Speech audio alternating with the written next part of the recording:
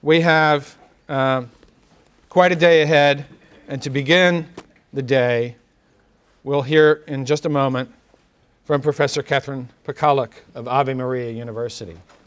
Now, when I saw that an economist was coming to this conference, I thought, well, there are economists, and then there are economists. And then I remembered that the first work on economics was written by Xenophon, circa 400 BC, the Economicus, the Oikonomicus. And what was that? It was a dialogue, a Socratic dialogue, not by Plato but by Xenophon, about household management, the oikos, the household. The household, of course, includes the marriage and the family, the spouses, the children. And so those are part of that Socratic dialogue by Xenophon. So from its beginning, the true study, the humane study of economics, has grounded itself in marriage, the family, the household, the welfare of the most essential unit of civilization. Later, when modern economics may be said to have been founded by Adam Smith, we think of him as the author of The Wealth of Nations, first and foremost. He was a professor of moral philosophy. And in his own time, arguably more famous work and more fundamental for his thinking was his work, The Theory of Moral Sentiments. That was Smith, okay? Today, of course, economists seem to be consumed with econometric models and statistical analysis and great big market forces and abstractions from our lives.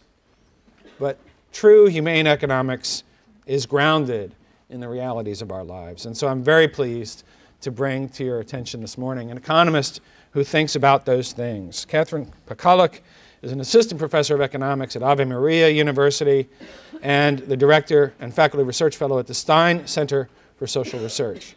Her economic research is concerned broadly with the study of family, gender, and fertility. Most recently, she's been working on the kind of things she'll be talking about with us this morning, the evaluation of changes in contraceptive technology and their impact on sexual behavior and fertility.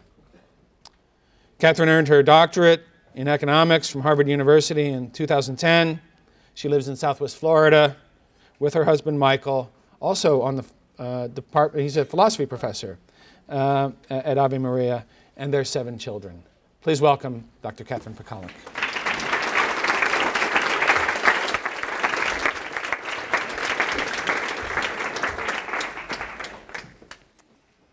Thank you.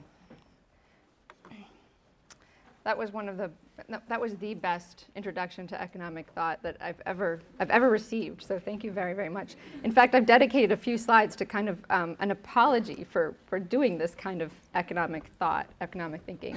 And part of that apology involves explaining why it is that economists are not kind of material reductionists and what it is exactly that we do. So thank you so much for that introduction. As the first session this morning, I want to give a short preamble.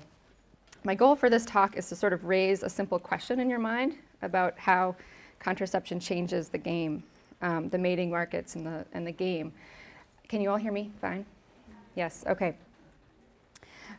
When I'm teaching, I often tell my students, and many of them are here. Can we get a show of hands? Many of my students are here. I told them they should go shopping right now. They've all heard this before. But when I'm teaching, I often tell the students that what I really want for them to be able to do is to enter into some new idea so fully and so forcefully that for just a minute and maybe even a little bit longer, they can see the world in a completely new way. So for instance, they could come to see that human beings have not always lived as we live now. For example, you could come to see that divorce was not always accepted as it is now.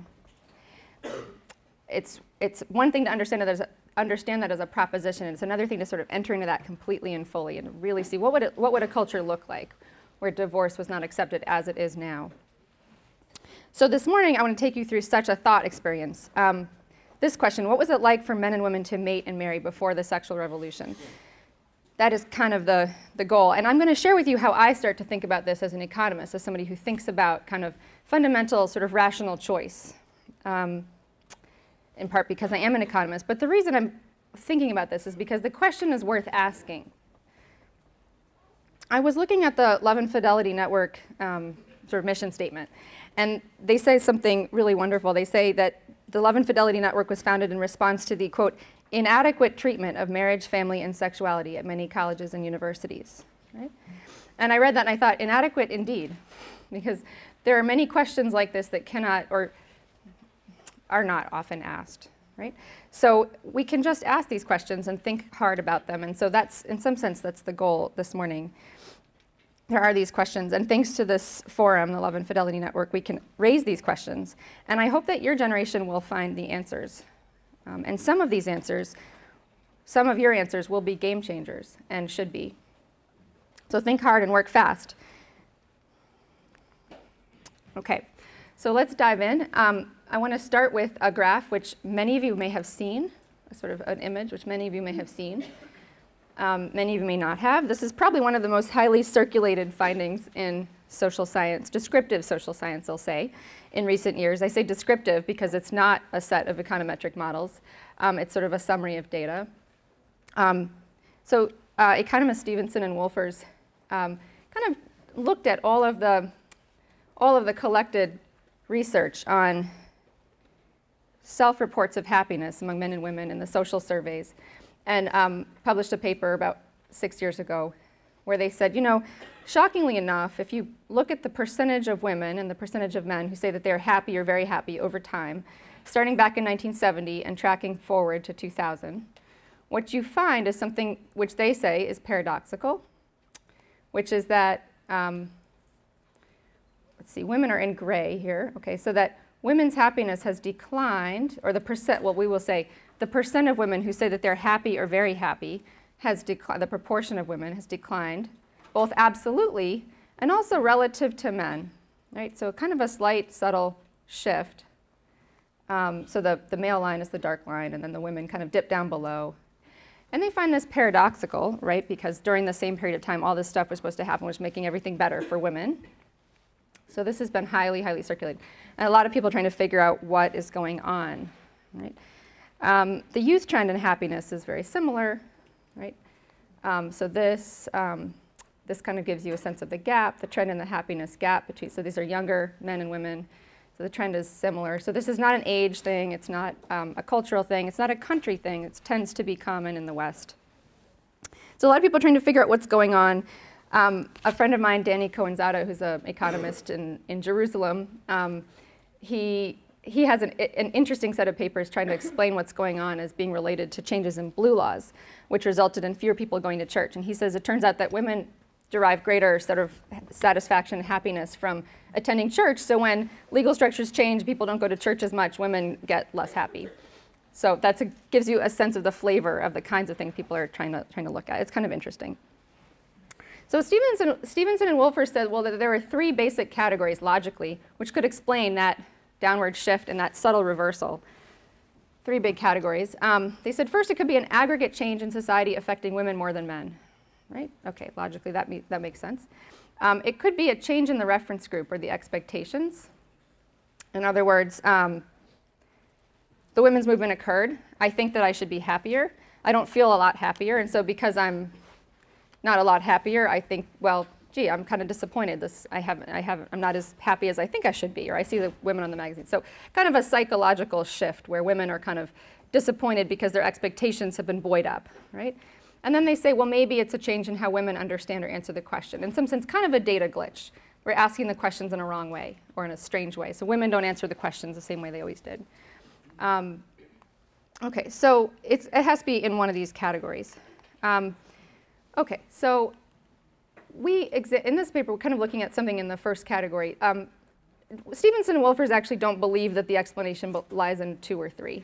They've done some kind of follow-up research, and they think that the consistency and the robustness of this result, pretty much augurs against explanations in 2 or 3. So we say, well, look, you have already a large collection of papers in the economics literature which demonstrate the so-called power of the pill to affect women's lives for the better and for the worse. So oft-cited is Akerlof, Yellen, and Katz. I'm sorry, I don't have the complete. This is Akerlof, Yellen, and Katz, which you've probably been familiarized with at some point, who say, George Akerlof is another great economist, who said, well, actually, maybe, and he deals with abortion in general, maybe abortion kind of changed the way men and women think about marriage in the case of unwanted pregnancies, and it may have reduced the culture of marriage for unwanted pregnancy. They discuss primarily abortion in that paper, but then if you look into page 14, they discuss the role of contraceptive technologies. And then Golden and Katz, two more economists, say, well, probably the pill made a lot of changes for the better. So made women's educational and career paths easier. They have lots and lots of data collected, which can show you that the introduction of the pill causes women, it's kind of causally linked to women delaying family and motherhood, getting extra degrees, that kind of thing. So this is good. I'm in favor of women's education. This is fantastic, right? So we kind of have these two big kind of categories of thinking about the power of the pill. And so the question that we were asking is, well, is there a sort of a simple and elegant way to investigate the role of the pill in contraceptive technologies as a candidate in category 1, kind of using this framework of economic modeling? So that's where I have to say sort of full stop and give my apology for economic modeling for those of you who are not any economists in here or future economists? No, see, all right, that's the thing. Good people everywhere don't want to do economics. But maybe some of you who are quantitatively gifted may want to. You don't have to be sort of super quantitative. Anyway, but there are a lot of misunderstandings because of the fact that very few people do economics in a humane, liberal way anymore. But what really drew me to economics was the ability to do this sort of philosophical investigation of rational decision making in a rigorous way, right? Because, okay, since you're all not economists, you're in other fields, you're all aware that in a lot of the humane fields, we have a lack of rigor and a lack of attention to serious argument, right? So I was drawn to that. I thought, well, what I want in the end is serious argument. I want to really know what the assumptions are, and if I disagree with you, I want to really know why I disagree with you, and the other way around. So if you disagree with me, you'll know exactly what you disagree with me on, because everything's very explicit. So what economic modeling is and what it isn't. So what I like to say is that what it is trying to uncover sort of natural laws. Now, I'm not going to say natural law. I don't want to get into that discussion, but we'll say natural laws. Okay, so rockets don't know the laws of physics, but they certainly act as if they do, right? All right, this is true. And similarly, human beings do not make all decisions in sort of a cold, detached, rational, homo economicus way, but they often look as if they do. There's this great quote from Sherlock Holmes. While the individual man is an insoluble puzzle, in the aggregate, he becomes a mathematical certainty, right? So this is what is so tantalizing about this sort of statistical models, is that, right, any one of you can come to me and say, I don't think that way, I don't make decisions that way, I don't reduce my mating decisions to anything, like what I'm about to do is going to seem kind of crass and bizarre to you, perhaps, if none of you are economists. You're going to say, I don't act or think that way, I don't think my friends act or think that way, but I'm going to say, gosh, when I add it up this way, it looks very predictive of the way you all act as a group. And so that's, so you can learn, so we think that you can learn something about the ways in which people make fundamental trade-offs. So economic models reduce man to an intensely rational agent pursuing a narrowly defined set of ordered goods. Okay, so this is where, we got to get clear about the goods and ordering the goods and ranking the goods. It's really important. So some people like to say homo economicus. I think it's more accurate. Economists really think about understanding homo rationale, so rational man. So which means we try to take out all the things that are irrational and just sort of focus in on.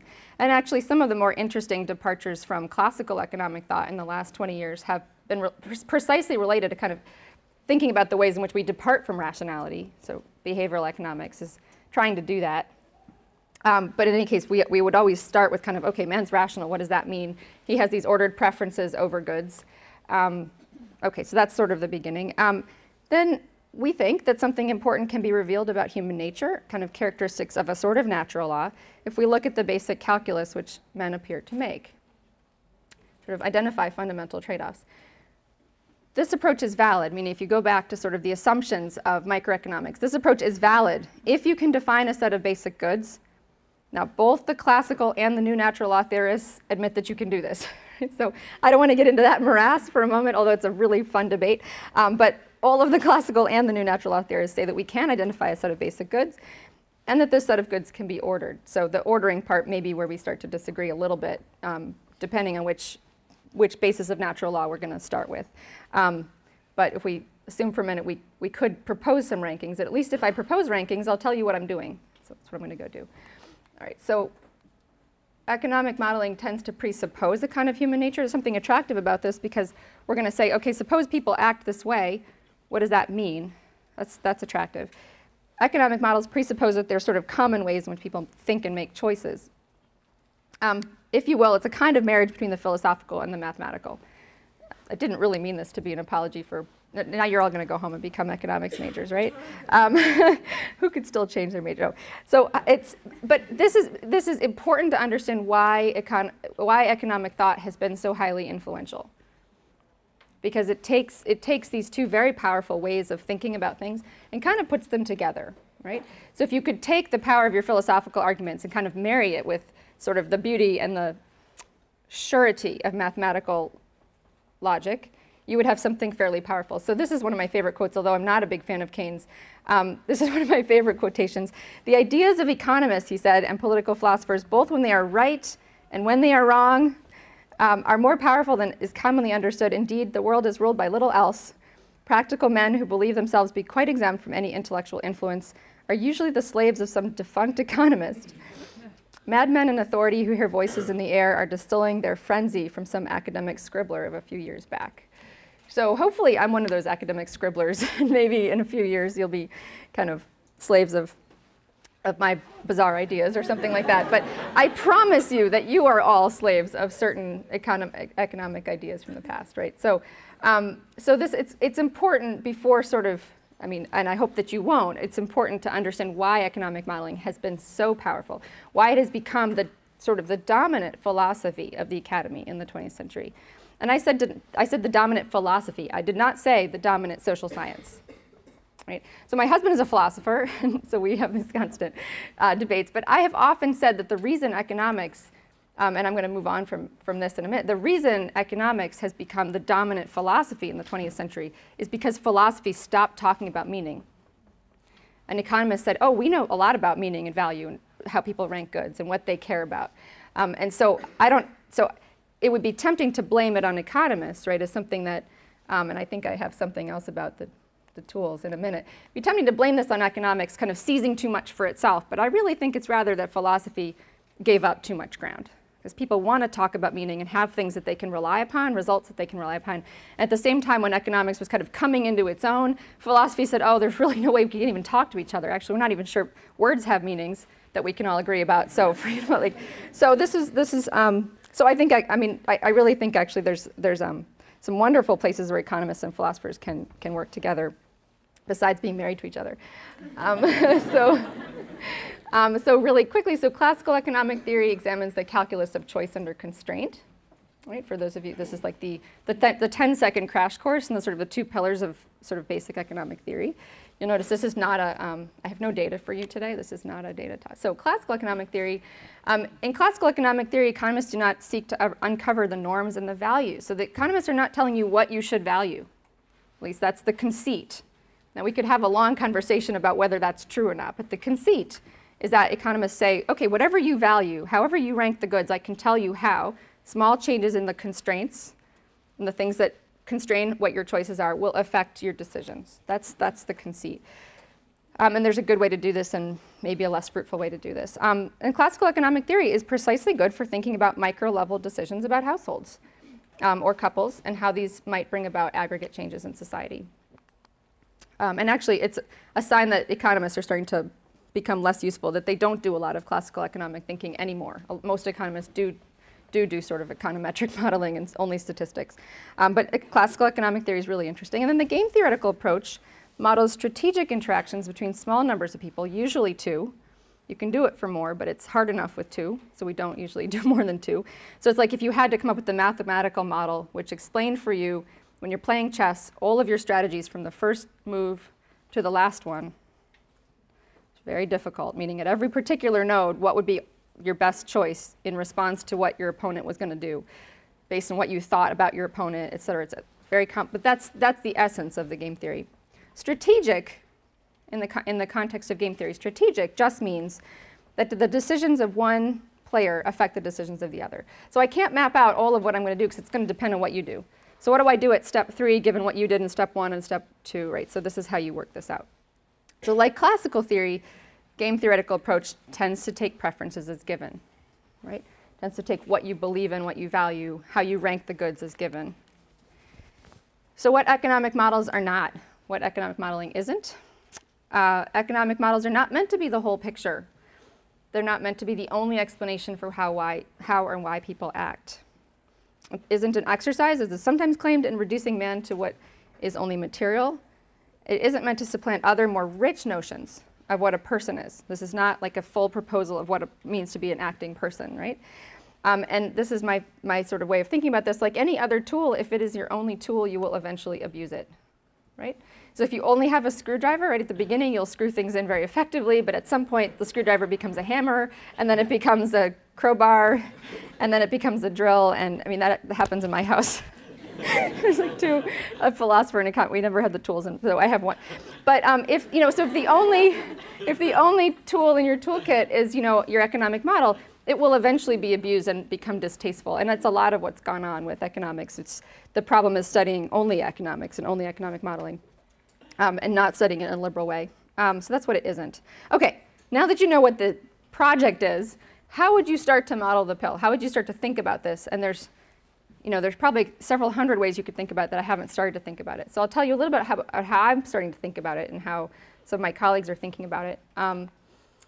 So the first thing to note, this is a very economist sort of thing to think about, is that technology matters, right? So right now we're going to think a lot about the pill and contraceptive technology as a technology, as a tool. So how would economists want to start thinking about this? So economists have spent a long time thinking about the role of technologies and models of rational behavior. So the flavor of the question for economists is going to be something like, when does the technology change the fundamental calculus, right? The fundamental sense of like choice under constrained decision, optimizing choice under constrained decision. Or the strategic interactions. When does the technology change that? Versus when does the technology simply reflect an easier way to do what agents already want to do? Right? So the way to think about that question is the dishwasher analogy. So when can we credit the dishwasher with the clean dishes? One of those interesting questions. Is the dishwasher responsible for the clean dishes? You say no. You say no. And somebody else is going to say yes, right? So here's why would you say no? You'd say no because, well, I already intended to have clean dishes. And I was going to wash them anyway if I didn't have a dishwasher, right? Now, but what if you had, say, for example, 7 kids?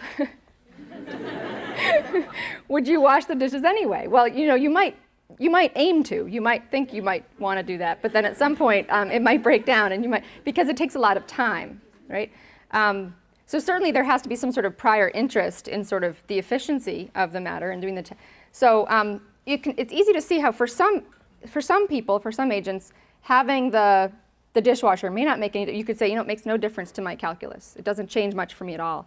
And as a matter of fact, if there's just one person, I'm not sure that the dishwasher is slower.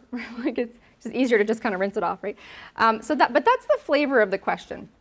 And then there's a whole another kind of line of thinking about technology changing things, which has to do with when new technologies come in, and this is what Akerlof, Phelan, and Katz think about with respect to abortion. When new technologies come in, there are technology adopters, people who are going to go ahead and practice abortion or make use of it when they need to, and there are technology non-adopters, people who, for whatever reason, would never have an abortion.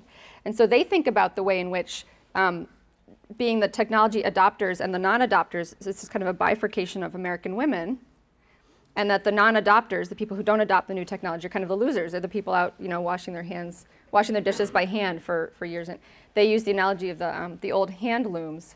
He said, well, when the automated looms came in, that most of the weavers adopted them, but the ones who didn't, who said, I make a better product, I'm going to keep weaving by hand. Well, they decided to go out of business, right? So economists think a lot about this. Okay, so what did economists say about the pill as regards technology? So Gary Becker would be sort of the foremost economist of household matters. So if you look in his treatise on the family on page, like 183, you find a footnote where he's discussing household behavior and fertility. And he concluded that the pill has probably not been the cause of fertility decline. what had changed instead was preferences for children. So he says, I just think looking at things, and he had a particular model that he was examining. He said, I don't think the pill is sort of at work in some of these big changes, fertility changes and so on. He believes that basically people's preferences change. They didn't want clean dishes and now they do. And so as soon as an economist says this is your preferences changing, it's what you want, the economist says, I don't have nothing to say to you.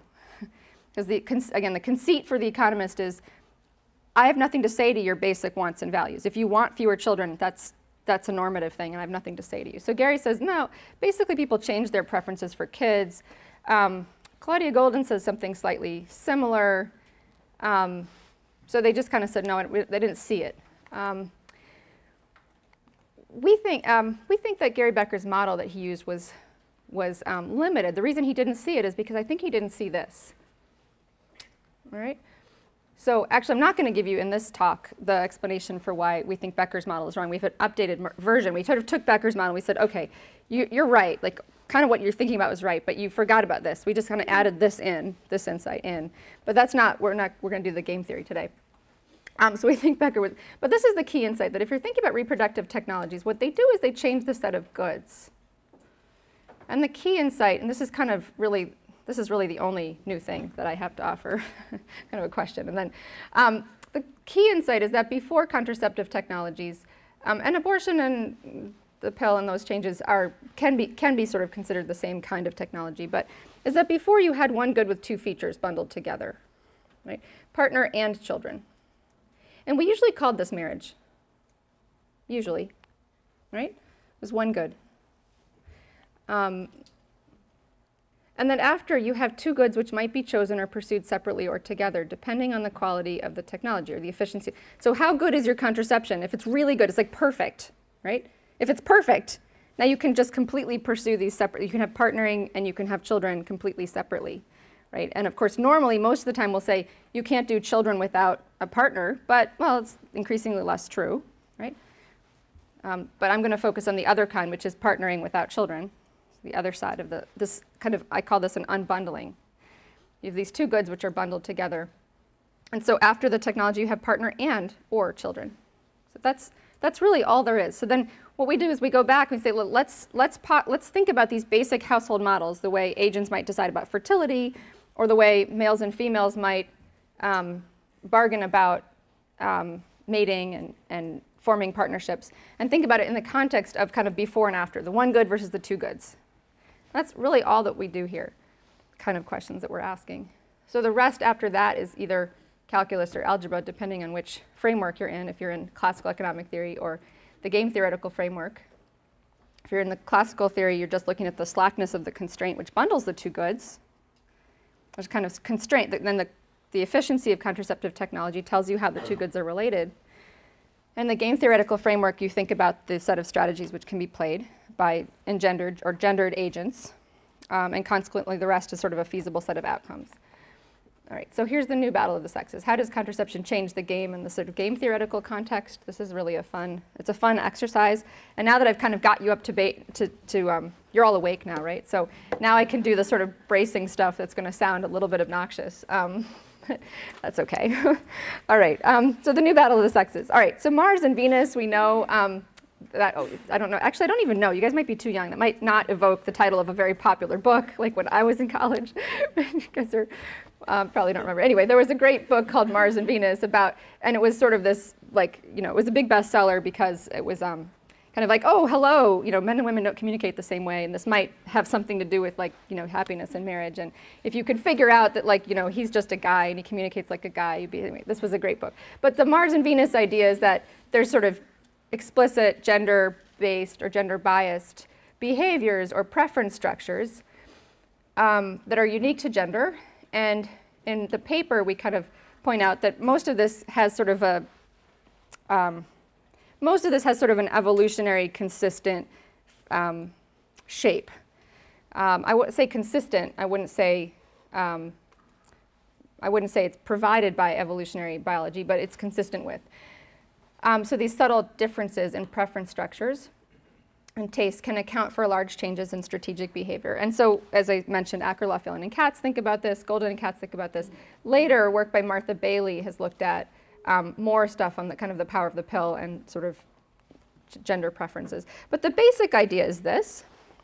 If you take the idea that the pill was a very powerful dishwasher, it's a very powerful technology that changed the way people think about things, or at least we're going to try to see if we can find evidence for that.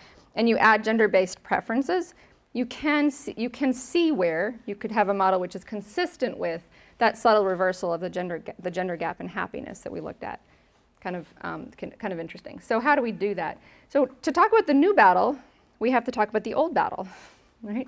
So the old battle of the sexes, which actually was never called the old battle, we just call it that because. So if you were to study, kind of, you were taking an introductory class in game theory, or if you were taking a course in political theory, at some point you may have seen the canonical game called the Battle of the Sexes. I'm looking for any kind of recognition. Anybody seen the Battle of the Sexes? Okay, so anybody seen The Prisoner's Dilemma before? Yes, maybe a few of you. Okay, good. All right, so trying to figure out how much time I should spend on this. So a static game. We said chess, right? Chess is a dynamic game that goes on for several. A static game is a very, very simple strategic interaction. It's like rock, paper, scissors, right? So it starts like, okay, well, I know what my 3 options are, and we both have to pick one at the same time without communicating, right? And we say 1, 2, 3, shoot, and then we kind of work out what, who beats who, and that's it. So it's very, very simple. I mean, this is, we're very, very far from the world of reality. We have many steps away from. So it's like analyzing rock, paper, scissors games. In the old Battle of the Sexes, you thought about a game. In games, when each person has, so in rock, paper, scissors, you have 3 options, 3 strategies. Right, I can't do it. Rock, paper, scissors.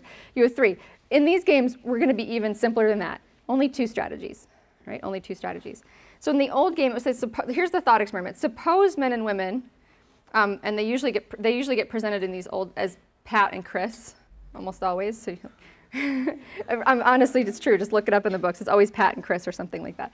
So suppose Pat and Chris want to meet after work, and they can't communicate. There's no cell phones, and they decide they want to go on a date, but they don't. They can either go to the opera or to the fight or the boxing match. This is the way it was traditionally presented, and they don't get to communicate. So I kind of think to myself, well, where would Pat or Chris, where would he want to be? I think, well, he prefers the fight, and I prefer the opera. But he wants to be with me, and I want to be with him. So what we think about is we say, like, suppose we both end up at the opera. So opera. Well, this is the sort of the outcome. Think about these as just 1, 2, 3 in order of preference. These are just rankings. They're not values. It's not like I'm a happiness level 3. They're just rankings. If we both end up at the opera, her payoffs are on the right. He's at a 2 and she's at a 3. They're really happy because they're together. Or it's not a 1 or a 0. It could be a 0. But she's relatively more happy. Relatively. It's her first choice. Want to be at the opera. But he's not depressed. He's just, he's glad that they managed to be at the same place. They could have not coordinated and been at different places, right? And then if they both end up getting to the fight together, well, it's the same thing. They're both really happy to be together, but there's a kind of relative. We've switched it around, right? So he's a little bit happier than she is. She doesn't love the fight, but that's okay. I'm going to give you the full-on gendered version. But the books always prescind from telling you which one prefers the opera and which one prefers the boxing match. So this is the old Battle of the Sexes. So we kind of just thought, well, how would you bring contraception into this and actually start to think about a different kind of coordination game? This is a coordination game which says, how can you work this out, landing at the same place? So we said, okay, what's the new Battle of the Sexes? So let's suppose for a minute, here's the new rules. Let me see. The new rules is that, and I didn't tell you something about stability. So stability of outcomes is an important thing for game theorists thinking about these outcomes. In the old Battle of the Sexes, there are 2 stable outcomes, the ones in red. And the reason that they're stable is because if I know for sure he's going to go to the opera, I definitely want to go to the opera. I have no incentive to go to the fight. I have to, and the same is true for him. If he goes, I'll flip it around. Same is true in the reverse, right? So the strategy opera involves a pair of best responses. So each strategy is a best response to what the other person is doing, and that yields a kind of stability. And stability is going to be an important concept for us when we go forward, because I'm going to ask you about stability of partnerships. So you can start to see where I'm going with how this is going to relate. I promise you this does relate to marriage, creating a marriage culture. Right, so stability are, throughout this presentation, the outcomes with the red have this feature of being equilibriums, or equilibria. This kind of best response type of equilibrium or stability is named for John Nash, who was a Princeton mathematician, so it's great. Okay, I don't know why that's great, but it's great. Okay, so you should know that, just because you should know that. If you've never studied any game theory before, this is a Nash equilibrium. All right, so now you've been educated. The new battle of the sexes. Okay, so let's suppose for a second, here's the new rules. Men and women are playing a kind of coordination game, and we have new strategies. Instead of fight or opera, woman has to declare, she has to play a strategy. She's going to initiate a sexual partnership, or she's not going to. So women are the sexual gatekeepers. They tend to initiate or at least allow consent to. We can talk more about the strategies, but you got to pick one. So suppose she's going to, like you say to her, okay, you can shout out, like you're looking to be in a partnership, all right, marriage, cohabitation, whatever it is, you want to be in a partnership. So she has to say what she wants to do. She's going to initiate a relationship or not. And the man has to say whether he's going to support kids or not. It's like he's got to go around and play a strategy. Like he's got a K on his forehead. Kids, right? So, I mean, think about that. Already when I've said that, right? Already when I've said that, like you guys are all in this world, you realize how interesting that is, right? Wouldn't most people playing this game not try to have their strategies visible? Right? Women who really want to get married, like, well, that's like, you don't want to say that, right? In fact, I think in the space of time since I've been here, I've had 3 or 4 women from your group say to me, well, I need advice on graduate school, but I can't tell my advisors that I actually want to get married. Right? Okay. All right. So think for a minute. So suppose men and women have to play these strategies, like want to get married. Okay. So, want to be in a sexual or family partnership is my sex is my shorthand. Okay. So this isn't as crass as it looks. All right. But that's what this is. But this is what game theory does. All right. So, and then the men kind of have to go around like, I'm either interested in kids or I'm not interested in kids.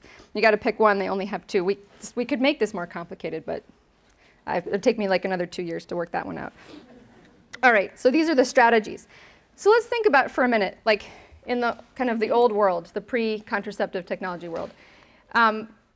If she goes around saying, yes, partnership, I want to partner up, and he's going around saying, I don't want any kids, they're not going to be able to coordinate in that space. So she's saying, I want to partner up. He's saying, I don't want any kids. This is just not an effective partnership. They can't do that. She can't say, well, I want to partner up. I want no kids, right? Doesn't work. There's no way to be in that sexual partnership and completely say there's no kids, right? That's sort of that's the difference. All right. If we go forward, and now we're in the contraceptive universe, we've opened up that box. So this box is now available. So she can play a sort of a strategy of partnering, and he can play a strategy of no kids. And we have a new, so this is how it changes the game. We have a new box. So this is really fun. So now we can work through all of the different preferences. We can take the preferences as given. I'm not going to tell you whether you should want to have kids or not want to have kids. It's like, hey, let's think about all the kinds of preferences you could have, and I can get a list of all the different preference profiles. And then what we do in game theory is we just say, okay, let's take these kinds and match them up, and like they play dice, and then we see what happens, right? So that's kind of what the exercise is. Then I can tell you, well, which kinds of women end up making which kinds of stable pairings. We talked about stable pairings. Which kind of men make which kinds of stable pairings in this stylized kind of reduced game, right? How does it change the game? Okay, so let's see. So in order to figure out what's going on, like before with the old battle of the sexes, I had numbers in these boxes, right? So I don't know, now you don't know if C is better than A or if A is better than D, right? So it's actually very hard to tell what's going to happen in this game. We don't know what people are interested in.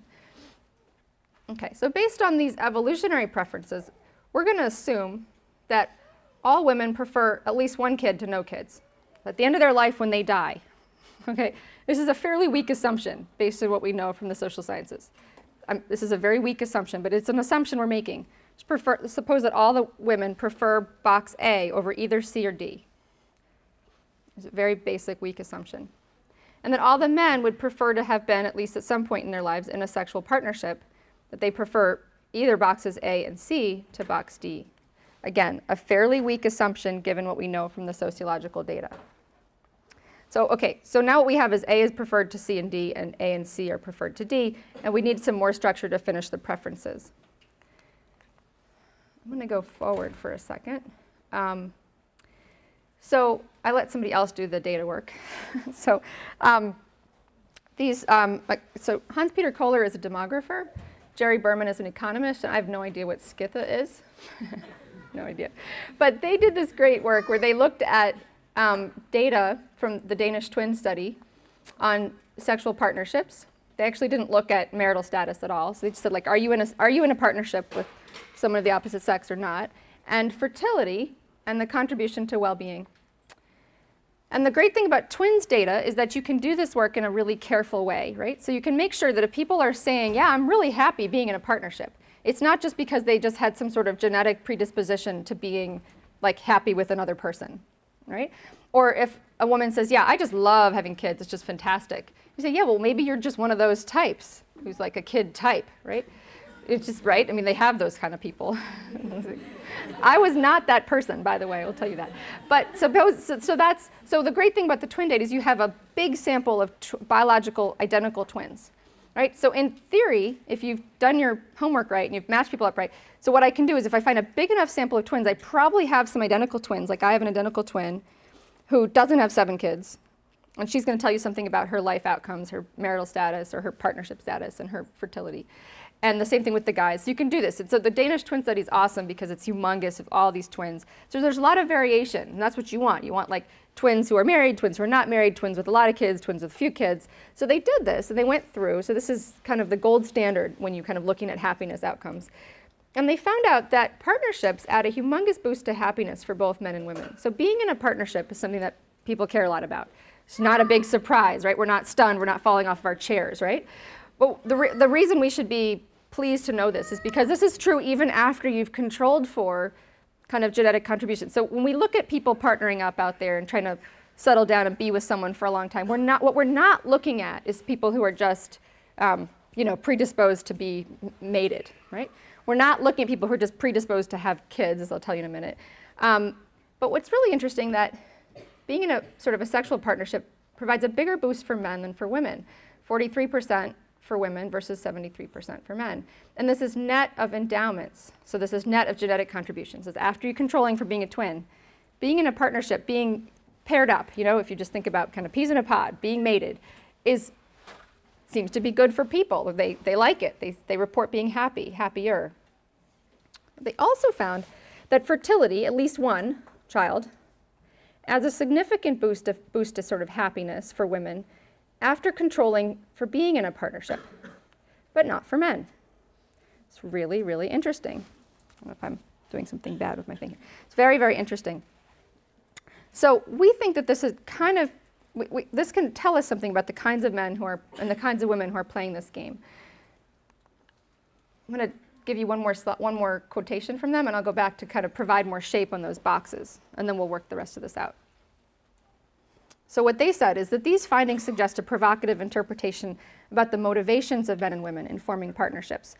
In particular, the results could be interpreted to suggest that women form partnerships, among other reasons, in order to have children who increase their subjective well-being.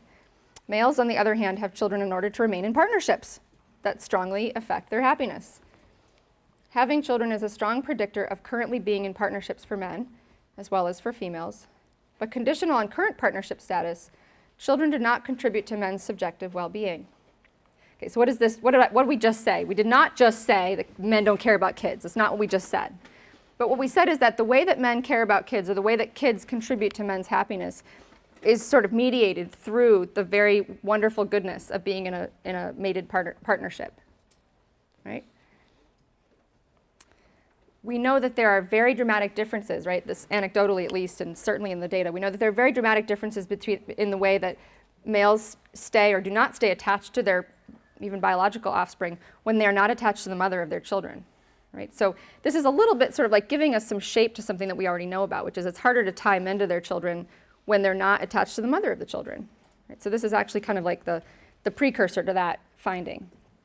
And so we did not say men don't care about their kids, but that men's care for their kids and devotion to their kids is very much mediated through the happiness and the satisfaction that they derive from being in a partnership. That women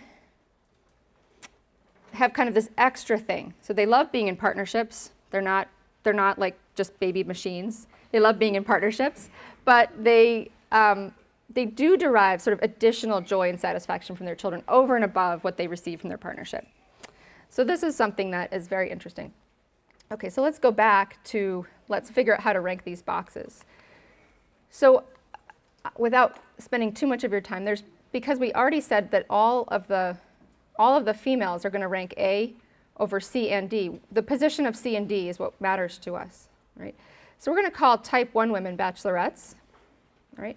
Bachelorettes are women who want to have kids and be in partnerships, but they'd still rather be in partnerships. That's box C. They'd rather be here. They'd rather be mated in box C with no kids than be by themselves. Right? And there's only one other logical structure. The other logical structure is to be a type 2 woman, which is I'm calling, for lack of a better term. If you have better terms, send them at me. We like bachelor and bachelorette, but we're not sure. We started with Family Guy, but then because of the TV show, we had to change that one. So we have bachelorettes and bachelors. So bachelorettes are women who want to have kids and be in partnerships, but if they can't get children, will still be in partnerships. Right? And family women are women who, for whatever reason, would like to be in partnerships and have children. And if they can't get that thing, that they'd rather be alone than be in a partnership. We know that there are women like this. Maybe many of you are like this, or something like that.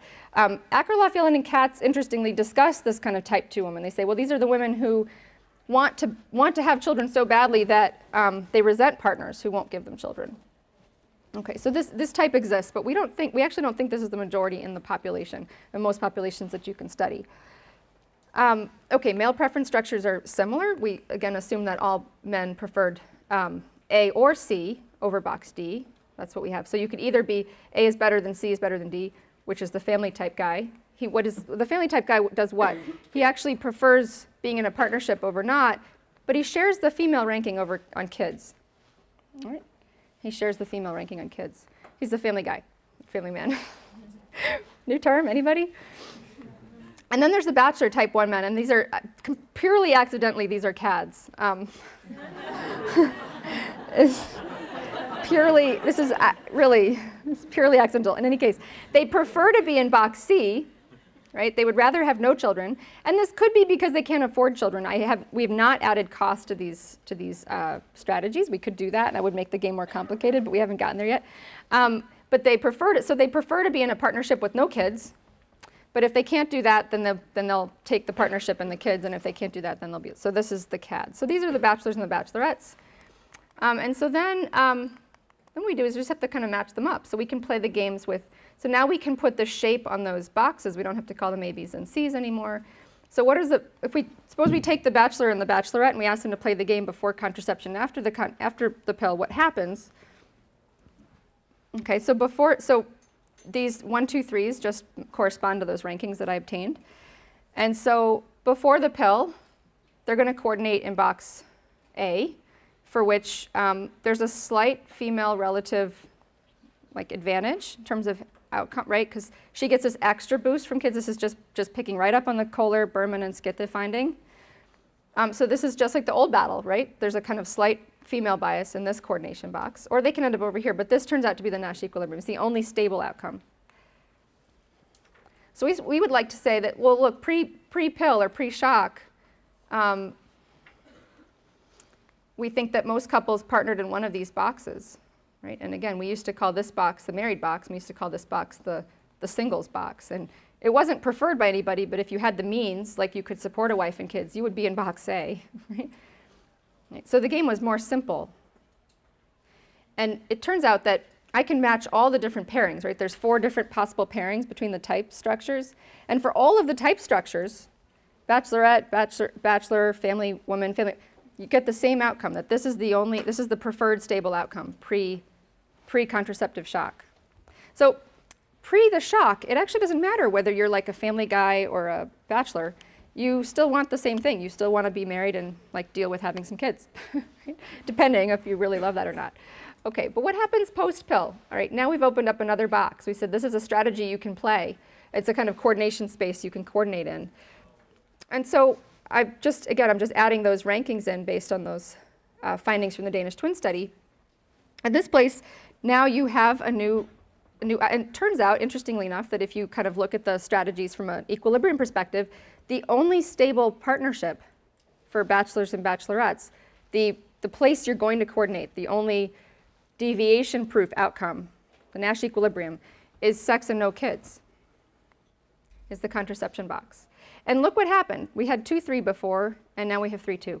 So after the shock, you're going to have everybody who was coordinating in this box is now going to coordinate in this box. I mean, when you're looking at bachelors and bachelorettes. It's just really interesting. So what do you have when you coordinate in this box? So the old outcome was characterized by 2-3. They're both happier than being in box D, but there's a slight shift in the relative happiness. Could be very subtle. All that we need in the game theoretical terms for this to happen is that these are non-trivial differences. So they don't have to be massive differences, just very slight shift. So you have a couple of things that are interesting. If you have a lot of bachelors and bachelorettes out there in your population, and they're all doing this, they're playing this game, and they're landing in box C, you're going to have what? You're going to have fewer kids, because actually you move from a kids box into a no kids box.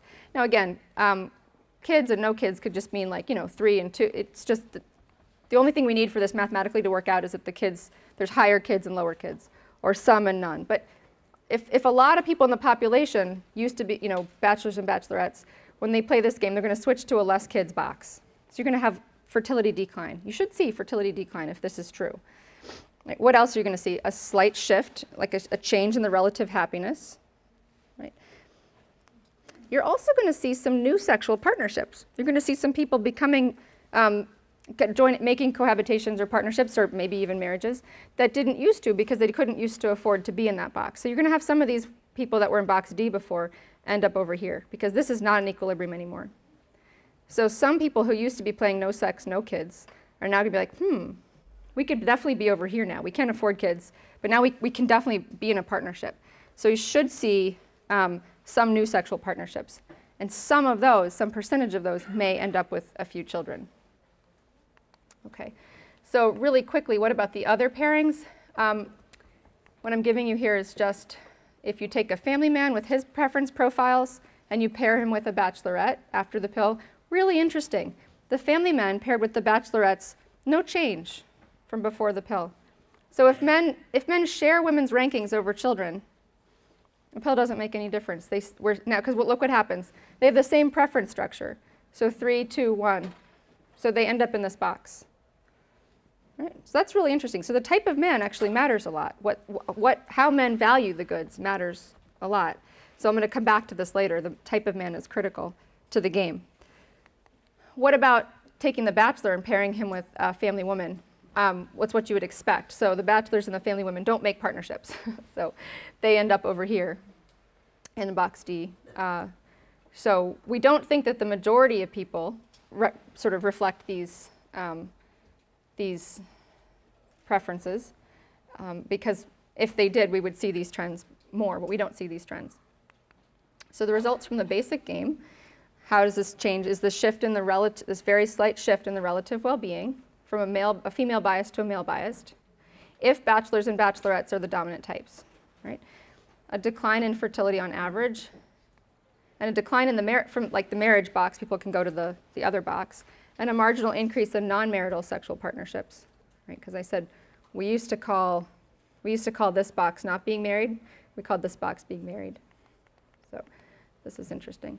Okay, a couple of interesting things that I learned from this when I did this thing, and I wrote this all down, is that something I like to call with contraception the possibility of a female tactical disadvantage.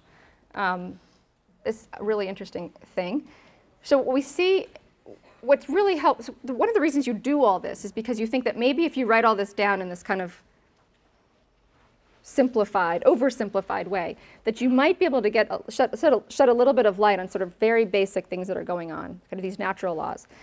And one of the things that you see when you do this is that men are able to get to their most desired outcome, their 3, without playing the strategy most wished for by the women in the game, or by the females in the game. But women have to play the strategy favored by men to get to their most desired outcome.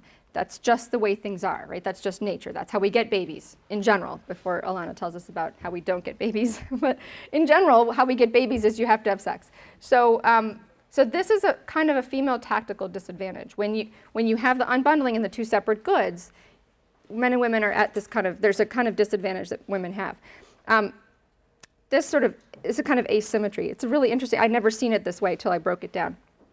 I think that this is what feminists are upset about, right? I think this is what they're upset about. The problem is I don't think contraception is fixing it, right? I think this is caused by the contraception. I think it's caused by the unbundling, because then what it does is you take out the thing that the guys want, and they can get it on their own, but you take the thing that evolutionarily, at least, women seem to prefer, and they can't get it on their own without a guy. So like they're at a tactical disadvantage. Now, if you can keep the goods bundled, the tactical disadvantage disappears. So I think this is what the feminists are upset about, but the odd thing is that they haven't kind of, just like somehow, like, I think, I don't know, so one of the old guard feminists said after the anniversary of the pill something like, yeah, we thought that somehow we were all going to punish men and we were going to make ourselves sexually available to them all the time, and like that worked, you know, sort of. Like, this was like somehow like, we're like really, really weird, you know, like she said we should have all just kind of like raised our price and held out on them. So yeah, that's, you know, kind of a curious. So these are some of the things. So very quickly, what are the lessons, I think, from this for building a marriage culture or thinking about love and fidelity? The first thing is this kind of natural law of fertility, I think, which is that in the natural order, sex and children are bundled together, sort of one good, not two, and that the unbundling, which we could call the contraceptive revolution, and you could ask, which I'll save for later for questions, you could ask why the pill is different, and that might be something you've all thought about. I mean, contraception didn't come in 1960, right? Right? Okay. Why is the pill different? And I think there's some interesting answers to that. We can think about that, but I'm not going to answer that right now. But that the contraceptive revolution generally has these kind of implications for the well-being of humanity. There's good reasons to think that the natural law of fertility prevents against, like that this thing that bundles these things together, prevents against instability in relationships. And it keeps fertility above replacement levels. Interesting. Did I take out that slide? I told you later. All right, well, I took it out. No, there we go. So it keeps fertility above replacement levels. Every pill-adopting country has fertility below replacement levels. Right? Every pill-adopting country has fertility below replacement levels. So that's when I say the well-being of humanity, I kind of mean that. You know, am I saying that the pill is the cause of below replacement level fertilities? Well, I'm not going to make the causal argument, but I've just shown you that if we're right about this, the pill should have kind of contributed to the downward trend. I think Gary Becker's wrong about this. I think we can show this in a more rigorous way, but not in the time we have left. Fertility awareness methods. I think this is part of the lessons for the marriage culture. Fertility awareness methods or natural family planning methods. What's interesting about them, just, you know, we're not talking about ethics here. What's interesting about them is that they keep the bundling. Right, so I don't think anybody wants to say people shouldn't plan their families or shouldn't think like responsibly about parenthood. And I, you know, like as an economist, I'm fundamentally uncomfortable making normative recommendations. My training at Harvard was too ridiculous. But so I'm actually, but I think that really that what's from this perspective, what's very interesting about fertility awareness methods or natural family planning is that you don't have sex if you don't want a baby. And this is a real distinction. It's not sort of like a false, it's not like fake contraception, or it's just contraception anyway. I usually don't think it's the same thing as contraception or the kind we just looked at. It doesn't actually do the unbundling, right? Because there's always, so it's sort of like, well, you can't do the sex thing without the baby thing. So you kind of try to keep it's either sex and babies or no sex and no babies. So it kind of, so there's a way of spacing or planning families that, and I think that, like for me, I think thinking about, for building a marriage culture, I think thinking harder across the board about sort of ways in which we can help people to think responsibly about planning their families, because I think that needs to be done, right? Planning their families and being responsible parents, but without kind of distributing and contributing this unfair tactical advantage to men, even within marriage. There's nothing I said was sort of, I wasn't trying to talk exclusively here about, you know, like people in college. I mean, that may be true, but I'm actually talking a lot about women, you know, people in married partnerships. We really haven't spent a lot of time thinking about what married people do, right? We haven't. And I'm going to say in a minute that as kind of generally people who are interested in promoting marriage and family are thinking about it, I'm kind of going to say, yeah, we probably have to think a little bit harder about what we think about contraception, maybe have that conversation within ourselves. I'll come back to that, which is, okay, churches need to have this conversation. I think this is a lesson from this for the marriage culture, that most churches want to promote marriage culture, and most churches have different opinions about contraception in marriage. I think it's going to be hard for us to rebuild a marriage culture without some sort of, maybe not unanimity, but some sort of, agreed upon presuppositions about what contraception does to the sort of partnerships and the way that men and women, even in marriage, think about fertility. And then I think I mentioned this already, another lesson is that the kind of man is critical for the sort of stability of partnerships.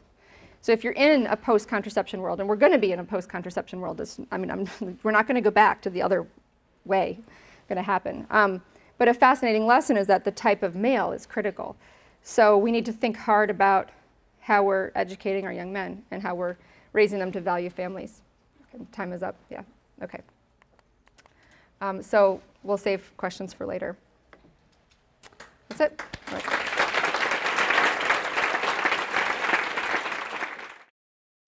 So the questioner wants to know, in a world in which only the Catholic Church seems opposed to abortion or to contraception, how does a Catholic approach non-Catholic friends to make the case against the use of contraception? That's a great question. I'm not sure. I'm not sure you can make that case. So one of the things I'm fond of saying is if we haven't actually made the case within the church effectively, right? And I think that this is something that let's just say the sort of Judeo-Christian traditions in this country generally, if you kind of include all of those faith communities, are not in agreement about this. So sometimes I think we would be more effective communicating about these things to non-Christians or to non-Catholics if we were kind of united on this to begin with, but we're not. We're not.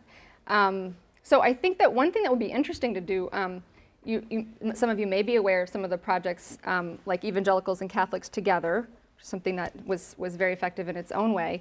I think we need Evangelicals and Catholics together thinking about artificial contraception and some of the issues, maybe not even entirely from an ethical perspective, but I think that would be a very interesting thing.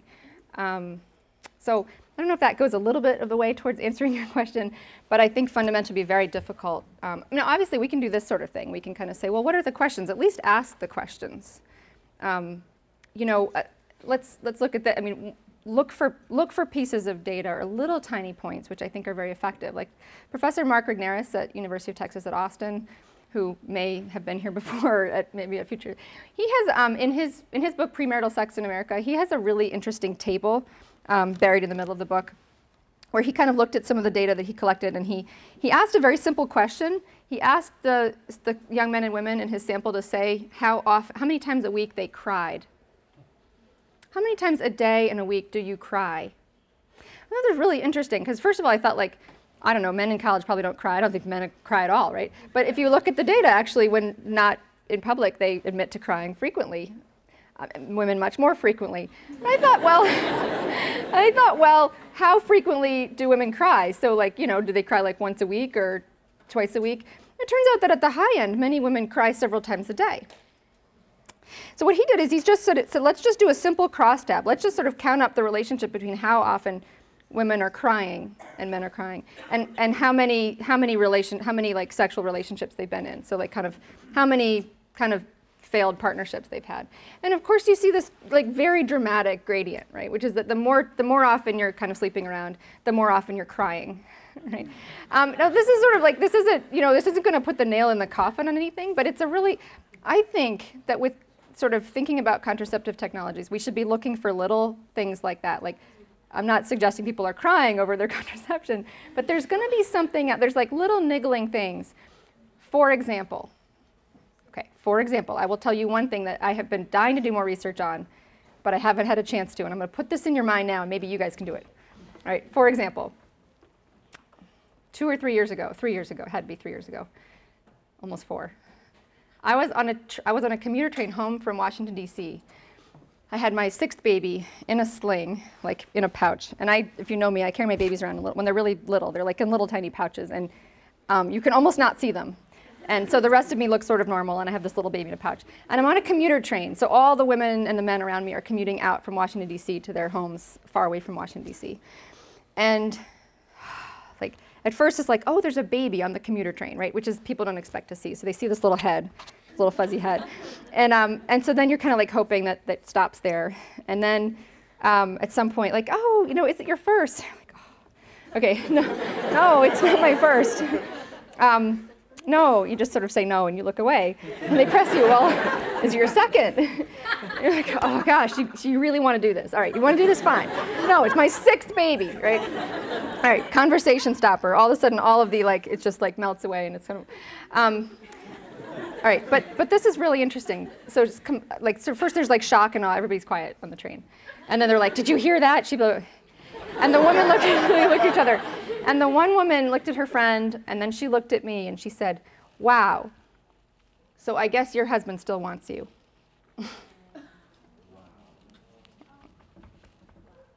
Right? Of course, like, obviously, yes, right? But, okay, but that is probably part of the hidden, that's like the crying. We haven't done that. We haven't gone out and asked that question. Marriages are falling apart out there because people are saying they're not tied together anymore. They're not attracted to each other. Dig into that a little bit. I think that will be a very interesting thing to dig into. Thank you. Yeah. Back here. So the questioner wants to know, how do you talk to your fellow economists about babies as objectively good things and not just your peculiar preferences, right? Yeah.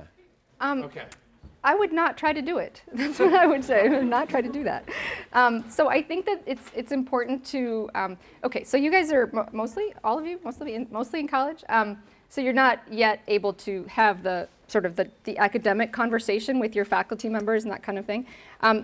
What you need to do as an economics student is learn, so lots of economists have thought about children as a good. Now when I say that they think about children as a good, that doesn't mean that they think that children are objectively good. It just means that they say this is something that you could choose, right? And so you have a long line of economists looking at this. You could say, well, so I would say as a young economist, your goal should not be to sort of convince people of anything. That's sort of that's an activist role. Your goal should be to figure out what's true. So you want to raise interesting questions and think with the tools of your field. So first of all, go back and study Gary Becker. Do you like it? Do you find it attractive?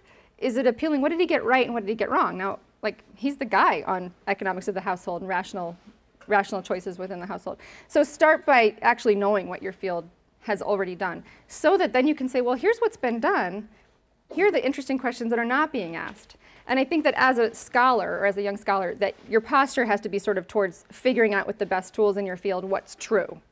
And that's a different task than trying to convince people of something that how you value something. That's a different task. So I think primarily as an academic, as a young academic, you should try to do the first thing and not the second thing. Now, if you have a second calling, kind of to be sort of publicly active, trying to promote among your friends, so that has its own set of things. But I wouldn't try to convince your professors or other economists yet until you're sort of part of that. Yeah. Anyone over here? Questioner? Yes, right in the back. I'm going to ask you to restate the question. All right. So I understand your question to be, what about the preferences changing? Could I follow up on whether I think there was something about the preferences changing? If it wasn't the preferences changing and it was the technology changing, could we reverse it by going backwards and rebundling? I get that right? Okay. So my first point about the preferences is I do think that preferences changed. I do think today, if you ask women your age and my age, how many children they want or what they think would be the picture, you do see, and we do this, there are surveys about, you do see the number of children desired going down. Curiously enough, Golden and Katz say in a footnote in The Power of the Pill, this is a footnote, and I kind of like, why didn't you follow up on this one? But in a footnote, they say, curiously enough, every generation of women since the advent of the pill has had fewer children than they intended to have. So there's definitely a distinction between it's like saying, I wanted to have clean dishes, but I didn't manage it even with the tool. So if you had that to go on, you'd say, well, all right, the preferences doesn't get us all the way there. So I would say in terms of what's reality, because the game is not reality, right? The game is just sort of an exercise. In terms of reality, it's both, right? I mean, preferences are changing, but preferences are not independent of the technologies either, right? So how many people who had like a lot of kids wanted clean dishes before there were dishwashers? right? So it changes, like the technology, the availability of the technology can change people's preferences as well. And that's an interesting thing that economists don't often look at, but could be looked at, right? Because it changes your idea of what's feasible. And when your ideas of what's feasible change, your ideas of what's good change, right? So it's obviously, like you read those storybooks about people in the 16th and 17th centuries and all had lice and they all had all kinds of problems, and you think like, I could never live this way, right? But so our norms change because technologies have changed. So I would look at the way that preferences interact with. Do I think we can go back by rebundling? Okay, so that's a very short two-part answer. I think if we rebundled and like eliminated all forms of modern contraception, we would just ipso facto go back. Believe me, people would be very scared to have sex. Right? So we could go back, but I do not think that's in the realm of any kind of like realistic possibility. So I think if we do go back, we have to go back through a kind of pro-family, pro-natalist culture by sort of working on preferences and norms rather than by sort of banning things or outlawing them. I'm not really a big fan of policy solutions in general. So, and actually on these particular points, I agree with Jennifer Marshall that kind of working through art and appeals to the heart are probably going to be as effective as, like, this isn't, what I've just said is not meant to convince people as much as just to try to figure out what's going on, trying to pursue the truth. I think we have time for one more question. I think the questioner wants to know whether and how we can rebundle the moral and the economic arguments against contraception. Am I right to surmise that in a way what you have not presented is an argument against contraception? Exactly. I was just going to start with that. Yeah, I don't understand myself to be arguing against contraception in a certain sense, and I would like to be getting Catholics and Christians generally to be talking more about it, because as you know, like if you just look at baptized Catholics in this country, the majority of them do not think there's a problem with artificial contraception. So, I mean, even within the Catholic Church, we haven't like had this conversation the way that we should.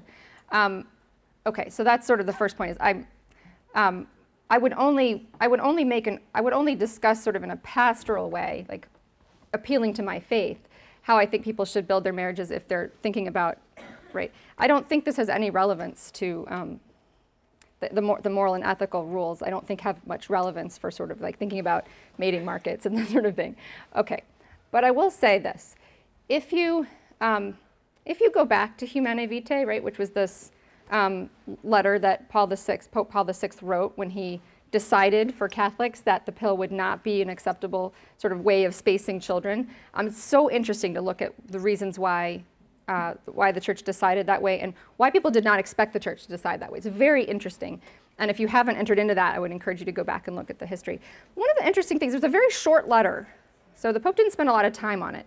One of the reasons he didn't is because the church had a long history. If you look at Casti Connubii in 1930, that's like, 100 pages. It was much, much longer. The church had already spent a lot of time arguing why artificial contraception wasn't going to be part of sort of the church's vision for marriage and family. What Paul VI did is he really had one thing to say, which is kind of like, the pill is part of that, and therefore we're not accepting that. So he really didn't feel like he had to argue why artificial contraception was not consistent with the church's teaching. So since he's just said this little thing, what he actually did is he spent a lot more time discussing or kind of pointing at some of the things he thought people should do when they're thinking about this. And if you go back to the end of it, he actually has a little thing where he says, I really appealed to you, to scientists, to men of science, to biologists, to like think hard about why this works out this way. And so that's a little bit more like what I think I'm trying to do in a certain sense. I'm not trying to make an argument for or against contraception, but to raise questions which may have answers which could help us think harder about what this has done to society.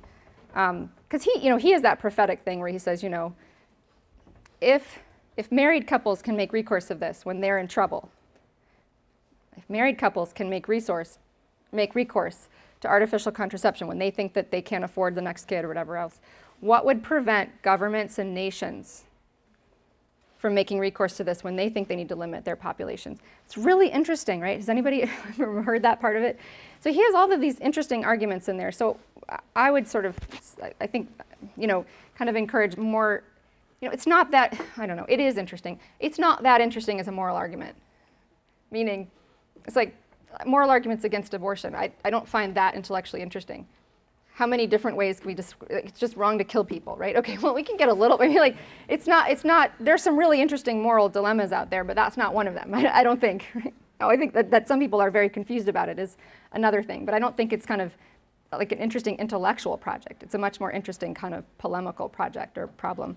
And I think sort of contraception is much more interesting, the sets of moral arguments that you can work with.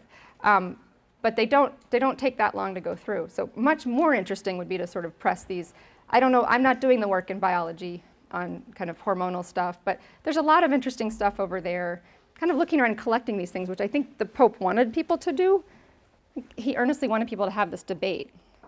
And it did not happen. The debate did not happen, at least not then. But the 50th anniversary is coming up, the 50th anniversary of the pill is coming up, and then the 50th anniversary of Humanae Vitae, so maybe there will be more discussion and some evangelicals and Catholics coming together